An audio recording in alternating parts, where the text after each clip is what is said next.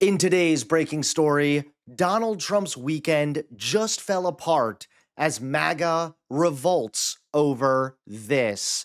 That's right. Once again, Donald Trump can't even keep his own base happy.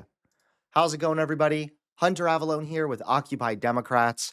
Welcome back to another video. Now, Donald Trump is a complete nightmare, and the economy proves it. U.S. consumer sentiment edged a hair lower early this month from near record lows. A report by the University of Michigan reveals the index dropped 0.2% in the beginning of October. Yet, despite the outlook, people are still spending. Let's go live now to CNN business and politics correspondent Vanessa Yurkevich in New York. So, Vanessa, what does this signal about the economy? Well, this report from the University of Michigan really signals that the U.S. economy is still not working for many Americans out there. As you mentioned, just a slight decline, down 0.2%, not those double-digit drops that we saw earlier in the year when President Trump initially announced those sweeping tariffs.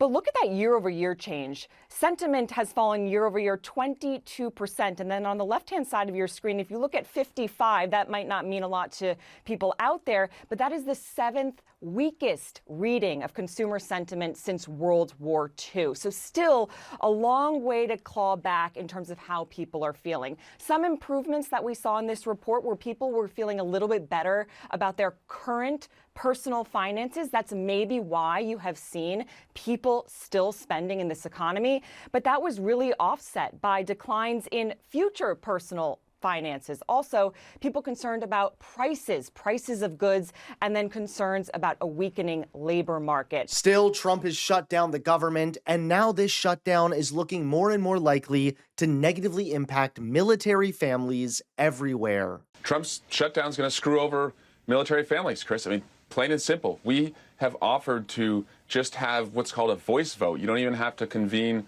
the whole Congress. We could have done it a couple times earlier this week. The Senate tried to do it today. It seems that's something we would all agree upon, but Mike Johnson won't even agree upon that. But if you step back and ask, what is this really about? It seems that Donald Trump is willing to shut down the government because he doesn't want to admit how close he was to Jeffrey Epstein. And of course, the cost of that is that healthcare costs are going to go up for most Americans. The troops are not going to get paid. Marjorie Taylor Greene knows this. She's been, screaming from the mountaintop all week that we could pass these subsidies. It's the right thing to do. They don't even actually need Democratic votes, as she has pointed out, to do it. But this is really about protecting Donald Trump, something that Mike Johnson is willing to be an alibi in and go all the way to the mat to do. And again, people are suffering because of it. And now Trump's weekend just fell apart as MAGA revolts over this. That's right. Take a look at today's top story. Evening, I'm Erin Burnett. Out front tonight, quote, betrayed, fierce backlash tonight from the MAGA base after this surprising announcement with great fanfare from the Trump administration. I'm also proud that today we're signing a letter of acceptance to build a Qatari Emiri Air Force facility at the Mountain Home Air Base in Idaho. The location will be host a contingent of Qatari F-15s and pilots to enhance our combined training, increase lethality, interoperability. He's sitting next to a member of the Qatari royal family there, just to be clear. It's an announcement that caught everyone off guard. The administration greenlighting a plan for Qatar to build an Air Force facility in Idaho. And Trump's base is livid about it. Far-right activist Laura Loomer, who has Trump's ear, highly influential in MAGA world, lashing out. One of her posts, she says, what the hell is going on? Why are we trying to train more Muslims how to fly planes on U.S. soil? Didn't we already learn our lesson? Why are we encouraging more Islamic infiltration of our country by the founders of Hamas and the Muslim Brotherhood? This is very bad for our national security. And by the way, she had a lot more where that came from. Laura Loomer, in fact, has fired off about 40 more posts on X slamming the decision. 40 posts on this today. Watch them populate the screen. They're mad. At one point, writing, this is where I draw the line. I am not voting in 2026.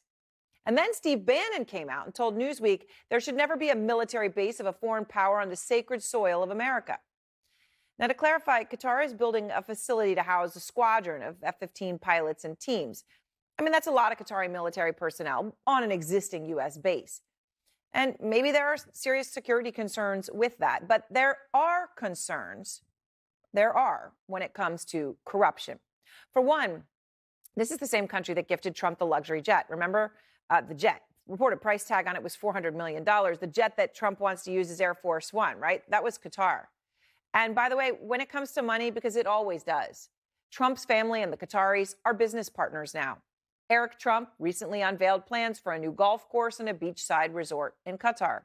And Trump's son-in-law, Jared Kushner, has raised billions of dollars from several Middle Eastern countries, including Qatar.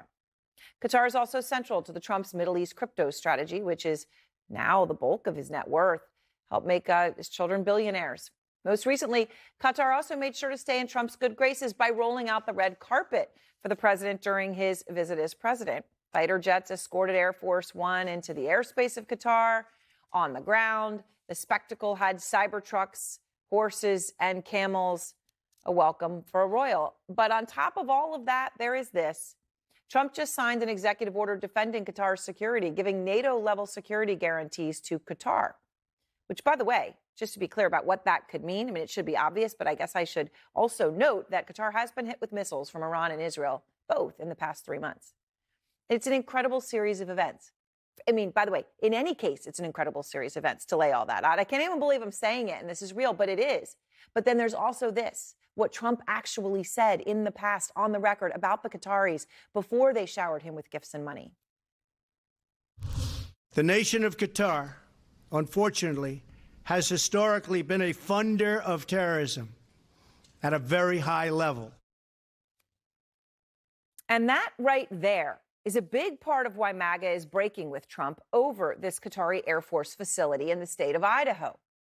But by the way, this is not the only crack splitting the MAGA world. Thanks so much for watching. Please click that like button and subscribe to Occupy Democrats so that you can stay informed and help us stop Donald Trump.